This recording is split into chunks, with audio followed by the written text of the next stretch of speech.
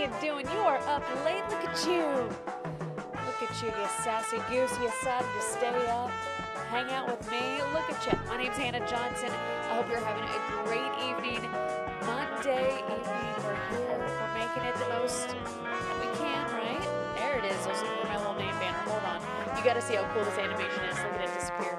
Look at it. Oh, that's so cool. Okay, so you know what we're doing here. We're helping you end your night on a high note, forgetting about all the worries, the woes, and everything else in between. We are just highlighting the good. Highlighting the good right here in East Texas, in fact. So tonight, I am introducing you to someone who does a whole lot of good every single day. They're a caregiver, which I think takes a whole lot of heart, a whole lot of patience, a whole lot of kindness, and they take it to a whole nother level. In fact, they're taking their sweetness to another level, getting into this hobby that has quickly evolved into something else.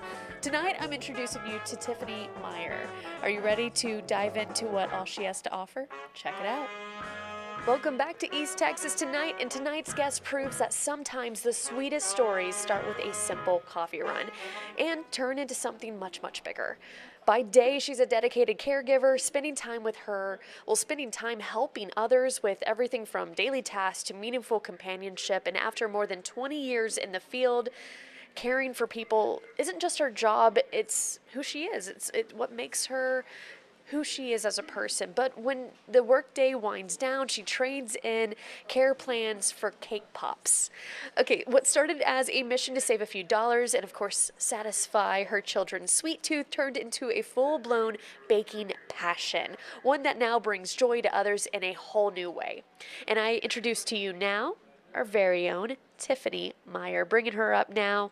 Tiffany, I want to say thank you, of course, for joining us, but also giving us a chance to learn more about you and this journey, this sweet journey that you're on. So you've spent more than 20 years caring for others. What first inspired you to get into caregiving? Well, I was volunteering at a home for disabled adults and children where I was from in Illinois. And I was approached by one of the nursing directors there, and she told me to join the program and that she would give me full paid schooling and then a job right after. So I'm like, okay, that works. So it was something that was just the best opportunity for you at the time? Yes, and she could tell that I love being around people, love serving people. It's always been a part of me. I think growing up with my dad, you know, he always displayed that. An example about that is one time we had a flood in our house. It was 4 feet of water in our house, and he cared more about the elderly lady next door to pump the water out of her house than ours. And I'm thinking, what's wrong with that? But he just always gave everything of himself and always was there for others. And I just think I learned that from him, and I just live it out every day. I really like that this is something that's kind of been a family aspect of not only who you are, but something that's been instilled in you. You clearly have a heart for people. Do you remember a moment when you realized, okay, this is exactly what I'm meant to do and what I'm supposed to do? Absolutely. When I was first approached to join the program, I was thinking to myself, I'm 4'11", not very tall. Most people are like twice my size. I'm thinking, Lord, is this really what you have for me? I'm like scared out of my mind. And then I just thought, if this is what you have for me, then open the door and make it known. And I passed the class and got my CNA certification, and the rest is history. I started working for a company in Sandwich, Illinois, and I was with them for 11 years. I also worked for Markland, like I said, who started my CNA career, and I was with them for 5.5 years. They worked night shifts. Those were always fun. And I still currently work as a CNA here in Smith County. I love it. So it's been something that you've truly enjoyed. You clearly have a passion for it. So let's walk back to, of course, this baking journey that you've been on, which started with your daughter, and this is a cake pop craving. Now, be honest, was it love or the price tag that motivated you at first? 1st? My husband would say the price tag. That's I would awesome. say that he really started it for me because he thought, you buy coffee almost every day, and now our daughter's gonna have cake pops. Like, we need to save some money. I bet you can make these. And that's where it started. Yeah. I love this. Okay, so walk me through because we've always seen those pictures on like Pinterest and on social media on the perfect little K-pops. What was it like when you first got started? Did you have a few test runs where you're like, "Oh goodness, this is getting kind of wonky," or was this like an automatic like, "Oh, I'm good at this"? Oh no, it was a trial and error for sure. My first batch, all the cake pop balls kept falling off the sticks. Every time I dipped them, they would crack. So I had to do some investigating, watched a lot of YouTube, figured it out, Absolutely. and now I don't have those problems. So, okay, what kind of characters have you made, or how have you used this to be more creative, or have you filled into, well, make parties and send off cake pops that way? Tell me more about the creative aspect of it. So every order, it always pushes me to be more creative than the last time. For instance, I just got done making treats for Minister Johnson here in Smith County. We honored her on Sunday, and her husband wanted purple and gold themed treats. So I made Oreo cake pops, and I gold dusted all the cake pops by hand, dipped it in this purple chocolate, and then before that, I had an order for a Star Wars themed birthday party. My daughter's best friend Tucker had an eighth birthday, so we made him the Star Wars theme. We had pretzel rods that looked like the lightsabers and all of that. So that was fun. And then before that, we did a Lego theme. I hand made all the Lego pieces, the That is chocolate so pieces cool. that went on Rice Krispie treats, you name it. Anything you can dream up, I can pretty much do. Now, that it takes a lot of creativity and effort. Do you turn to your daughter to help inspire those, or is it more of like, okay, this is a client coming to me with a request. How do I make this happen? So, what is that? I guess that process, that brainstorming session, kind of look at and also. Do you find this to be more relaxing and allowing you to think outside of what you normally ever do every day, or is this more of like a new task being added on to your list of things to do for the day? It's absolutely a chance for me to unwind from my caregiving day, a way for me to be creative and outside of that mom role, that wife role. It just allows me to just be me. And, every order pushes me to my limit. It gives me a different aspect of what people would want or need.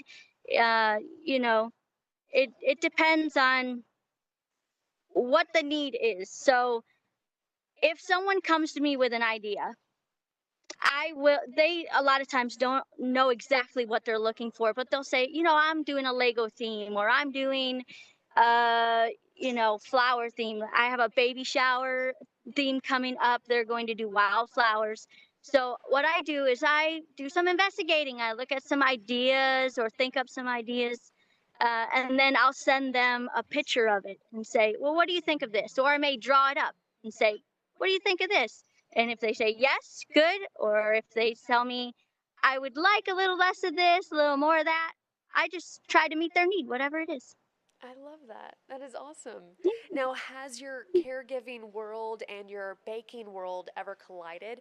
Like, for example, let's say you have, a certain set of cake pops that you wanted to do and it just didn't quite hit the mark for, let's say, your clientele.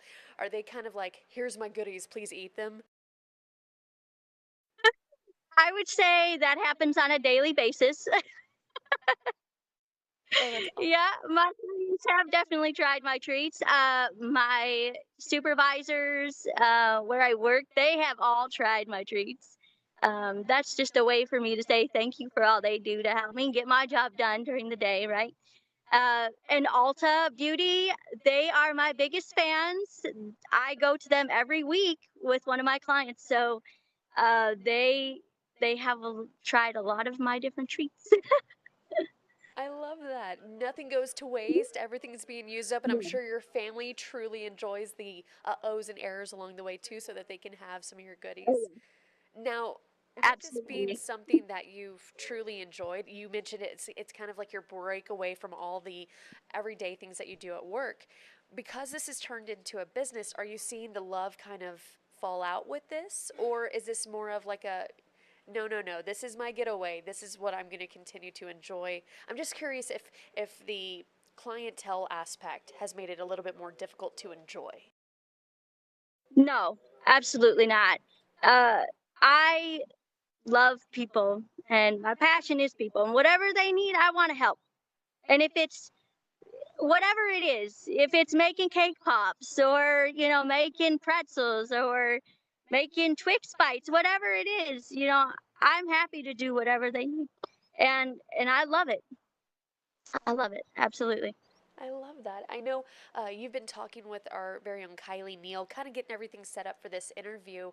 She mentioned in y'all's correspondence that you were a miracle baby. Can you talk to me more about what that means and exactly what you went through as a child? Yeah, I was 5 days old and had open heart surgery.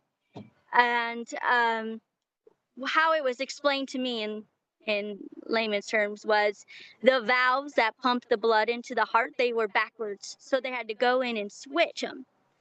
And during that process, I died several times on the operating table. This is what my dad and my mom have told me. And the doctors told them that if I were to survive, I'd be in a vegetative state. I wouldn't be able to walk, talk, do any of that on my own. I'd need help for the rest of my life. And here I am, about to be 39 years old, and I'm healed. I'm perfectly healed. I take no medication. I can walk, talk. I was able to have a baby. I'm grateful, is what that is. I'm grateful. Do you think God healed me. with the hospital visits, do you think that encouraged you mentioned your dad earlier being one of those people that wants to help so many. Do you think your journey as a child being a miracle baby, do you think that encouraged him to want to help others similar to what you went through? Absolutely. Absolutely. In our faith, growing up, um, we were taught to love God and love people. We're to love everyone. We're blessed to be a blessing. And if I have what someone needs, I'm willing to give it. I love that. Absolutely. And this is something I'm sure you've instilled in your children, just like your dad instilled in you. Have you seen this kind of show up for your children and how they interact with the people around them every day? And if so, how? Yes, my daughter does serve with me at church. We have done events where we go and we clean up a park with the church, or we may, go to the food pantry and help with that. She helped me when we did an event with Amanda, who owns the Gathering Cup. She's amazing. She did a free event for the community here in Smith County, and East Texas, and it was awesome. We, I can't tell you how many cake pops and treats I made. I was out when we were done, but it was so cool to just see lives impacted, people happy that they could go out with a family of five and not spend a fortune. They could enjoy their day, and play on a bounce house for free and eat snacks and have free coffee. What parent wouldn't want free coffee? So it Oh, was yeah. it was a great experience. Yeah. What is something that your clients have taught you over the years that kind of stuck with you? One thing that comes to mind is that every day is a good day, just some is better than others. Oh, That's one that always stuck with me every day. now, if someone followed you around for a day, would they need an apron, a caregiver badge, or both? They'd need all of the above. Yeah. That's awesome. Now, I have some pop questions for you. Quick fire questions, if you will. Just no thinking, just straight to it. You ready? I'm ready. All right, let's get to it. So, K-pops or cupcakes? Cake pops. Coffee run or bacon at home? Oh, coffee run for sure. Early morning shift or late night baking session? Ooh, that's a hard one. I would say early shift. Favorite thing to bake that never fails? Twix bites. Ooh, that sounds delicious. Okay, sweet or savory? And what's your weakness? Savory for sure. My weakness is definitely the lemon cake pops. Oh, oh, that sounds amazing. And you know, we're getting into spring and summer. Lemon goes with everything right now. All right. Well, everyone, Mm-hmm. Tiffany, I want to say thank you for joining us, getting to, of course, learn more about you, learning more about all that you have to offer, peeling back the curtain to see what you do behind the scenes. Thank you so much for joining us. Thank you for having me. You have a blessed night. You too. Thank you. Okay, I love her story so much because you can just tell she is just sweetness runs through her bloodstream. You can just see it through her smile, how she talks about her family, how she talks about what she does for work. And when she brings up, you know, she mentioned that she just loves people. I think that is really the underlying statement of what we're doing with East Texas tonight. Of course, we're pulling back the curtain, so to speak, on people's lives, but we're getting to know people for who they are. The baseline of it's not what you do in your life, it's not the job you hold, the title you hold, it's about who you are, what you like, what makes you you, what makes you quirky, what makes you different, what makes you unique. And I think that's what brings us a smile here on East Texas tonight on East Texas Now. Okay, speaking of which, it is time to step into the time machine. Are you ready? Okay, buckle up, Buttercup. We are going on an adventure. Okay, so let me pull up the details. Kylie was so kind to get everything ready for me tonight. She was so sweet. Okay, so buckle up. Get ready.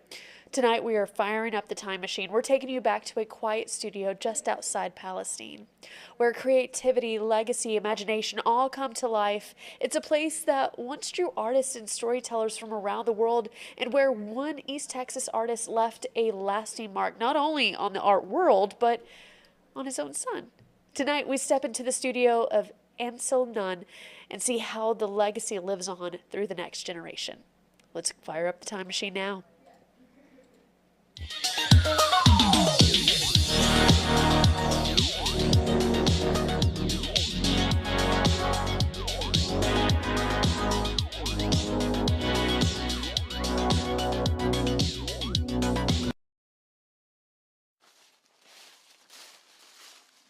Just outside the city limits of Palestine is an art studio known to artists, poets, and journalists around the world. It was here that renowned artist Ansel Nunn painted some of his most famous paintings, met with other artists, and gave his interviews. And it's here that his son, William Young, now follows in his father's footsteps. Well, actually, it started when I was in the 6th grade. I would doodle on the side of my papers, and it would drive my 6th grade teacher nuts to the point he would send notes home, you know, don't just pay attention to the math, not the doodles. William Young's doodling has taken a much more sophisticated turn in his adult years. Estranged from his father as a child after his parents' divorce, William trained as a graphic artist and printmaker. It wasn't until a visit with his father when he was 18 that painting began to overshadow his other art. Painting, I can get right to it. I can mix the paints. It's there. I see the effect immediately. So that's when the printmaking went, and that's the greatest influence, I suppose, that Ansel probably had on me, was really introducing me to painting and how that was really the medium I really wanted to pursue. Ansel had a lot of symbolism in his paintings. Do you have symbolism in yours as well? Like this painting, for instance, is it has to do with the practical. The windmill is the practical, where the dragon is the fantastic. It's the imagination. Ansel Nunn, who died 8 years ago, not only left his mark on his son's art, he left a rich legacy for the art world. Symbolism mixed with realism were intertwined in Nunn's paintings. Both Nunn's West Texas childhood and his East Texas environment were often depicted. You have to have experience in order to turn around and see where you've been, in order to turn back around and see where you're going. While Nunn has had a strong influence on his son's work, William Young's experiences have been different from his father's and are evident in his paintings. How is your art similar to Ansel's, and how does it differ? I think he liked to follow philosophies. I like the imagination. I think the imagination is the key and the spark of life. That's why I'm here. Philosophy and imagination that have given 2 generations of artists their avenues to the world. Until next time, from Palestine, I'm Joan Hallmark.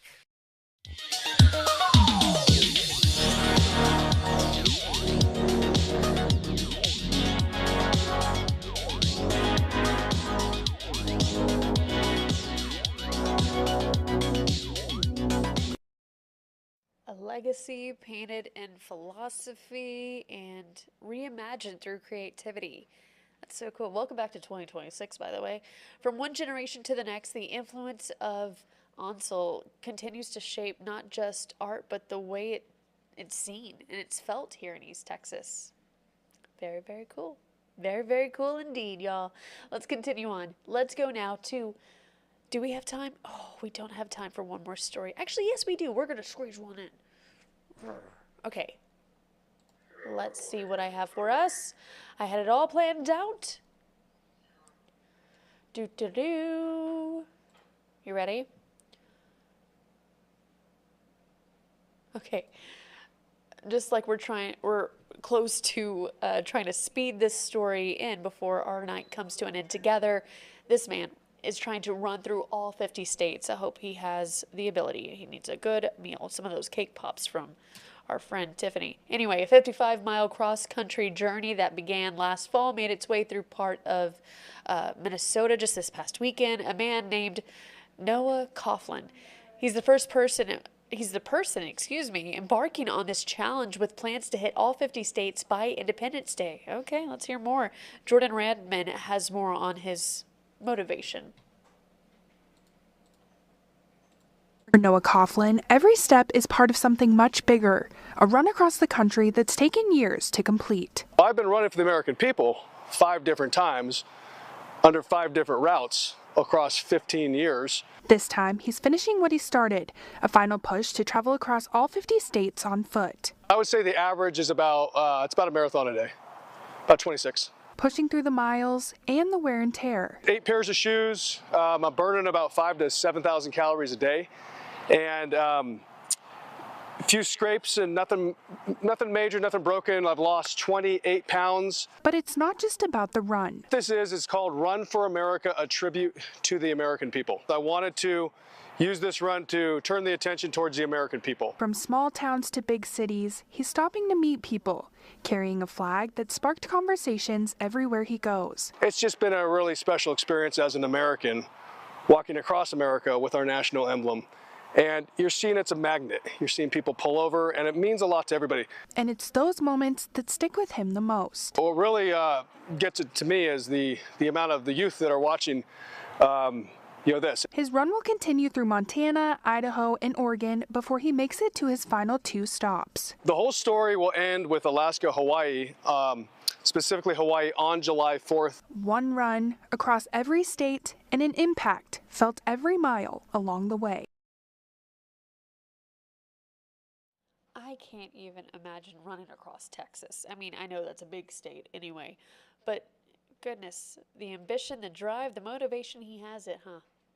All right, well, if you want to hear more about his story, he has a whole website kind of documenting. It's runforusa.com if you'd like to hear his story. Okay, y'all. I would like to say thank you for joining me tonight. This was kind of like my first really go at our East Texas Tonight on East Texas Now experiment. Kylie really took the reins last week, so I'm just trying to follow her lead here and, make her proud, because she put so much work and effort into last week, and I want to continue that effort. So I want to say thank you for joining us tonight. I'll see you guys again tomorrow night for another late night edition of East Texas Tonight on East Texas Now. Have a great rest of your evening. I'll see you again tomorrow. All right, see you then.